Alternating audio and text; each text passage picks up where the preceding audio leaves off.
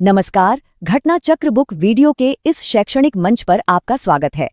हमारा उद्देश्य है ज्ञान को सरल, स्पष्ट और सुलभ रूप में आप तक पहुंचाना। आइए आरंभ करते हैं अध्ययन और सफलता की इस यात्रा को। आज बात करते हैं भारतीय नौसेना की एक ऐसी नई ताकत के बारे में जो सतह पर तो नहीं दिखती, लेकिन समंदर की गहराइयों में भारत की शक्ति को और बढ़ा रही है। चलिए समझते हैं इन नए स्वदेशी डाइविंग सपोर्ट क्राफ्ट्स के बारे में। क्योंकि देखिए, असली ऑपरेशनल तैयारी अक्सर उन कामों पर टिकी होती है जो नज़र नहीं आते, जो लहरों के नीचे होते हैं। और यहीं पर ये नई तकनीक एक गेम चेंजर साबित हो रही है। तो सबसे पहले बात करते हैं उस खबर की जिसकी वजह से ये सब कुछ चर्चा में आया है।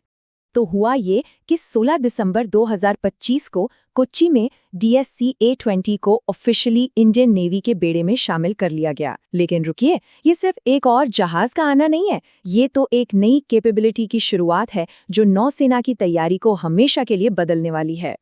तो सवाल ये है कि भाई नेवी को ऐसे खास जहाज़ों की ज़रूरत आखिर है ही क्यों? इसका जवाब हमारी समुद्री सुरक्षा की नींव से जुड़ा हुआ है। और ये सवाल बहुत ज़रूरी है। सोचिए, अरबों रुपए की जो हमारे युद्धपोत हैं, हमारी पनडुब्बियां हैं, वो तभी असरदार है ना जब वो हर वक्त तैयार रहें। और ये तैयारी पानी के नीचे मिलने वाले सपोर्ट पर बहुत ज़्यादा निर्भर करती है। देखिए, होता क्या है कि समुद्र में जहाज़ों को लगातार मेंटेनेंस चाहिए होता है। कभी पानी के नीचे हल की जांच करनी है, कभी कोई छोटी मोटी मरम्मत करनी है, या फिर कोई इमरजेंसी रेस्क्यू ऑपरेशन है। ये क्राफ्ट एक तरह से नेवी की जो special command clearance diving teams होती है ना, उनके लिए एक फ्लोटिंग बेस का काम करते हैं। इससे वो अपने मिशन को ज्यादा तेजी और असरदार तरीके से पूरा कर पाते हैं।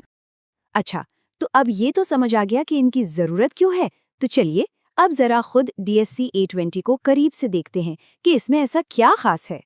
इसकी सबसे बड़ी खूबी है इसका डिज़ाइन। इसे कहते हैं कैटामारन हल। अब इसका मतलब क्या है? इसका मतलब है कि इसमें एक नहीं बल्कि दो समानांतर हल होते हैं। इससे होता ये है कि जहाज को पानी में जबरदस्त स्टेबिलिटी मिलती है, जो डाइवर्स के ऑपरेशंस के लिए बहुत ही जरूरी है। और साथ ही काम करने के लिए ऊपर एक बड़ा खुला डेक एरिया भी मिल जाता है। और अगर इसकी साइज की बात करें तो ये करीब 380 टन का है। मतलब अपने मिशन के लिए एकदम परफेक्ट साइज। इतना बड़ा कि सारे जरूरी इक्विपमेंट आ जाएं, और इतना छोटा भी कि पोर्ट के तंग इलाकों में भी आसानी से काम कर सके। और सबसे बड़ी बात जो इसे और भी खास बनाती है वो ये है कि ये क्राफ्ट पूरी तरह से मेक इन इंडिया है। इसे बनाया है कोलकाता की company Titagarh rail systems limited ने। ये आत्मनिर्भर भारत की तरफ एक बहुत बड़ा कदम है। और इसकी टेक्नोलॉजी कितनी एडवांस्ड है, इसका अंदाज़ा इस बात से लगाया जा सकता है कि इसके डिज़ाइन की पूरी एनालिसिस और टेस्टिंग DRDO की जो जानी मानी लैब है ना, NSTL विशाखापट्टनम में, वहाँ की गई है। तो मतलब ये क्राफ्ट हर ऊंचे स्टैंडर्ड पे खरा उतरता है। लेकिन कहानी यहीं खत्म नहीं होती। DSC-A20 अकेला नहीं है, ये तो एक बहुत बड़े और एम्बिशियस प्रोजेक्ट का सिर्फ पहला हिस्सा है। आइए अब जरा पूरी तस्वीर देखते हैं। जरा इस टाइमलाइन पर नजर डालिए। बात शुरू हुई फरवरी 2021 में, जब ऐसे 5 क्राफ्ट बनाने का कॉन्ट्रैक्ट साइन हुआ। फिर अगस्त 2023 में पहले क्राफ्ट A20 को पानी में उतारा गया, जिसे हम लॉन्च कहते हैं। उसके बाद एक के बाद एक दूसरे क्राफ्ट भी लॉन्च होते गए, और आखिरकार दिसंबर 2025 में पहले क्राफ्ट को नेवी में कमीशन कर लिया गया।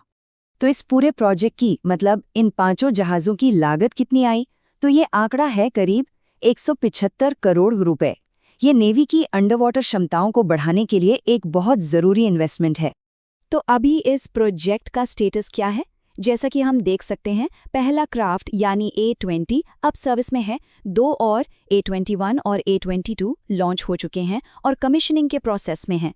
और बाकी के 2 A23 और A24 अभी बन रहे हैं। मतलब काम काफ़ी तेज़ी से चल रहा है। तो आखिर में इन सब का मतलब क्या निकलता है? नेवी के लिए इसके क्या मायने हैं? देखिए, सबसे ज़रूरी बात यही है, ये diving support craft Indian navy को आत्मनिर्भर बनाते हैं। कैसे? अब नेवी को अपने जहाज़ों के अंडर वाटर मेंटेनेंस या रिपेयर के लिए किसी बाहरी एजेंसी पर डिपेंड नहीं रहना पड़ेगा। इससे हमारे पूरे बेड़े की जो ऑपरेशनल रेडिनेस है और जो रिएक्शन टाइम है, उसमें ज़बरदस्त सुधार आएगा। तो आखिर में एक सवाल, बड़े बड़े युद्धपोत और सबमरीन्स तो हमेशा ही सुर्खियों में रहते हैं, है ना? लेकिन क्या ये छोटे सपोर्ट क्राफ्ट ही वो असली अनसंग हीरोज हैं जो चुपचाप हमारी समुद्री सुरक्षा की नींव को मजबूत कर रहे हैं? इस पर सोचना तो बनता है।